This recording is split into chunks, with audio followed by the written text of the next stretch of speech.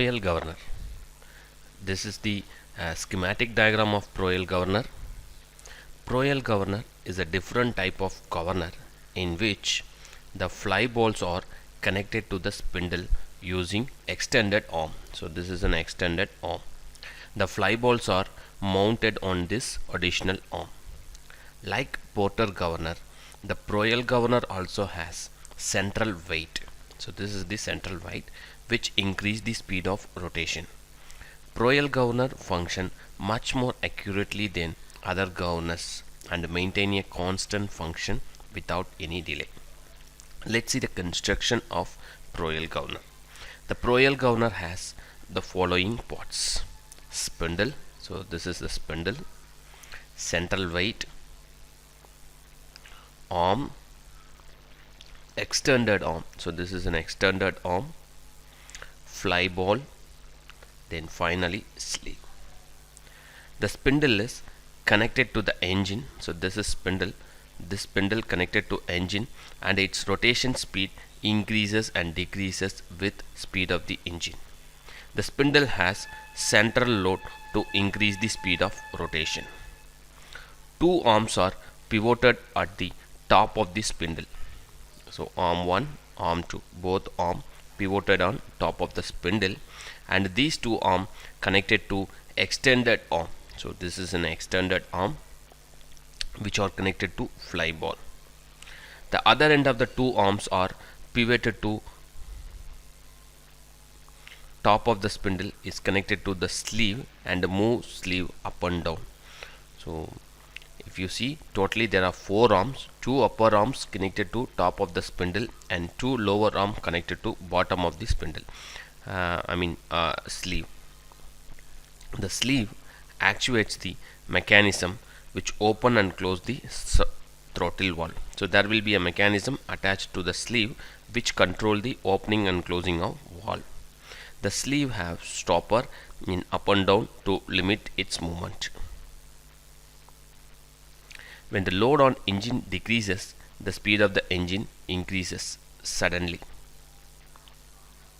and also spindle rotation speed is increased as the spindle is connected to engine. As the rotation of spindle become fast, the arm pivoted to top of the spindle also rotate with high speed and the ball move outward. So the ball move outward. When the ball move outward, the sleeve connected to the arm move up and actuate the mechanism which close the throttle valve and decrease the fuel supply, which decrease the engine speed. Hence the engine speed is maintained. On the other hand, when the load on the engine decreases, the speed of the engine will also decreases. Since the engine speed decreases, the speed of rotation of spindle also decreases, and hence the ball rotates at lower speed and moves inward due to decrease in centrifugal force. Whenever there is a decrease in force, the centrifugal force will reduce, then it will move inward direction. As the ball moves inward, the sleeve moves in downward direction, which actuate the mechanism which open the throttle valve and increase the fuel supply. Hence the speed of the engine increases. So this is how the Proel governor will work in real time. Now I am going to draw the free body diagram for this Proel governor to find the governing equation of Proel governor. So that is the ultimate objective of this lecture. So this is a free body diagram of Proel governor. Here I have used only one side of the Proel governor. Since the diagram is symmetric, I have used only the left hand side. There are 3 forces acting on Proel governor. The first one, centrifugal force, which act along the left direction of fly ball. Then weight of the fly ball, which acts downward direction, W, small w. Then weight of the central load. So the central load distributed on both sides, so we will take that weight as W by 2. So totally 3 forces: centrifugal force, weight of the fly ball, weight of the central load. So 3 forces are acting on Proel governor. For solving this free body diagram and find the forces at different point, I'm going to use instantaneous center method. So what do you mean by instantaneous center method? Instantaneous center method will be used for an object which have both rotation as well as linear motion. You just take this point F. What will happen at this point F? The point F rotate about the axis. At the same time, when the sleeve move upward, the point F will also move upward. So F is a point which has both linear as well as rotary motion. So whenever an object has linear as well as rotary motion, we can use instantaneous center method. We are using instantaneous method on quick return mechanism because the slider in the quick return mechanism has both rotary as well as linear motion. Anyway, here the arm has both rotary as well as linear motion, so we are using instantaneous center method. In instantaneous method, we are just extending the upper arm. Just extend the direction of upper arm, it will come down like this. Then just extend the point D along the horizontal direction. So both will cut at a point, that is an instantaneous center point. So what we are going to do is we are going to take a moment about instantaneous center. So why should I take moment about instantaneous center? Because about instantaneous center you have only pure rolling motion. So when you take moment about I, you will get 0. Okay, so there are three forces involved in this, so you will get three forces. The first one, Fc, take moment about I, Fc. So this is a direction of Fc. Sorry, this is a okay, so there are three forces. Let me draw once again. Fc, W, W by 2. We are taking moment about I. So moment about I, Fc will move like this. Fc moving like this. So about this point it will rotate like this. So this is counterclockwise. So we will use this side for counter left side. This is right side. So left side counterclockwise, right side clockwise. So Fc multiplied by, what is mean by moment? We are taking moment about point C. Fc multiplied by Bm, perpendicular distance. That's what I have written here. Fc multiplied by Bm. What is the perpendicular distance? This is the perpendicular distance for Fc, equal to next force W. So this is the direction of W, small w, multiplied by Im. This is the perpendicular distance. So small w equal to Im. See the direction clockwise. With respect to I, it will move clockwise. The next, capital W by 2. See the direction of capital W by 2. This is the perpendicular distance, ID. So W by 2 multiplied by ID, again clockwise. So clockwise direction equal to anti-clockwise direction. So that is the meaning of moment I equal to 0.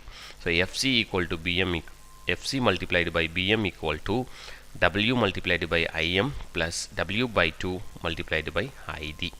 So what is ID? So see here, what is ID? Im plus Md. So before that we know that W is nothing but small mg, capital W is nothing but capital Mg. Small m represent mass of the fly ball, capital M represent mass of the central load. So now what I am going to do is left side Fc multiplied by Bm, whereas right side I'm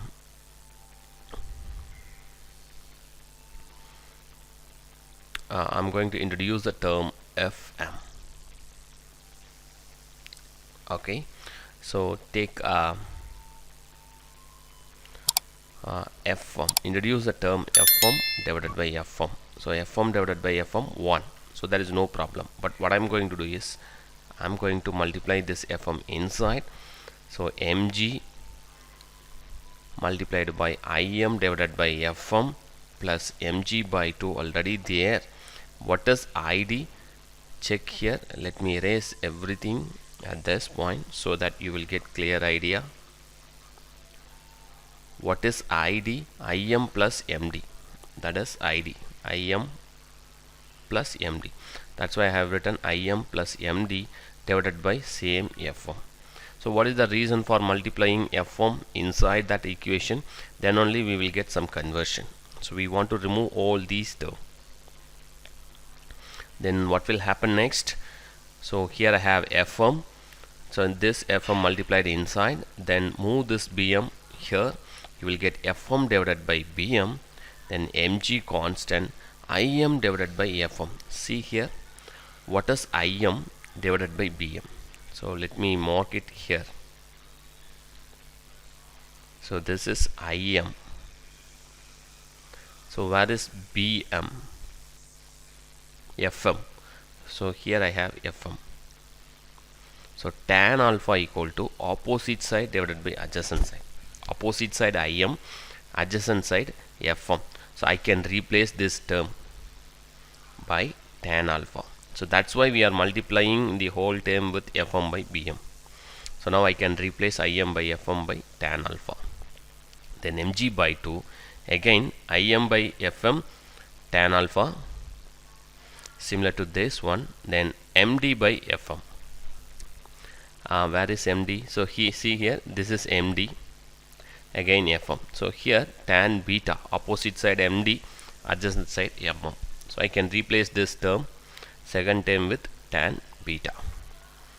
So now you see that there are a lot of constants here that will be replaced by alpha and beta. Now tan alpha common term I can take outside. Tan alpha common I can take outside. Fm by Bm tan alpha equal to multiplied by Mg plus Mg by 2, 1 plus this is tan beta divided by tan alpha. That I can take it as Q. So Q is nothing but tan beta divided by tan alpha. So please note down this value. Next, what I am going to do is I am going to apply formula for Fc. What is Fc? M omega squared R. M represents mass of the fly ball, omega represents speed of the spindle, R represents radius of rotation. So centrifugal force equal to mass times square of the speed omega multiplied by radius. So F omega squared R equal to Fm by Bm. Then what is tan alpha? See here, see the diagram. Let me erase everything. See the diagram, this is tan alpha, this is also tan alpha. You just take this direction. This is radius, this is height. So tan alpha is nothing but opposite side or adjacent side h. That's why I am going to replace tan alpha by r by h. Then the remaining terms are as it is. Now move this r by h to left hand side. You will get this equation. Now we can cancel r on both sides. Both numerator and denominator. This will be reduced as, we can keep h here, remaining term move towards this direction. So Fm by Bm, M, G common term I can take outside. So here I have G, M plus M by 2, 1 plus Q divided by M, G, then omega square. So here I have an omega square. Here I have M. So this is a final formula for height. So height of the governor is equal to Fm over Bm multiplied by M plus M by 2 multiplied by 1 plus Q over M multiplied by G by omega square. Here we can apply omega value as 2 pi n by 60. Then G as 9.81. When you apply this, you will get one more reduction. So that omega square replaced by n square. Now we can move n squared here. So n squared equal to Fm by Bm, M plus M by 2, 1 plus Q divided by M. Here you will get 895. I have just replaced this term. Again this term replaced by this term. 2 pi n by 60 squared, because this is squared. So this is a formula, final formula. N squared equal to Fm over Bm multiplied by M plus M by 2, multiplied by 1 plus q over m multiplied by 895 over h. So this is the final formula to find the speed of the Proel governor with the help of height of the Proel governor. So we can use this governing equation while solving the problem related to Proel governor. Don't forget to post your questions in the comment box. You can also mention the topics which you expect from my channel. Subscribe my channel and like my video to support my video lecture.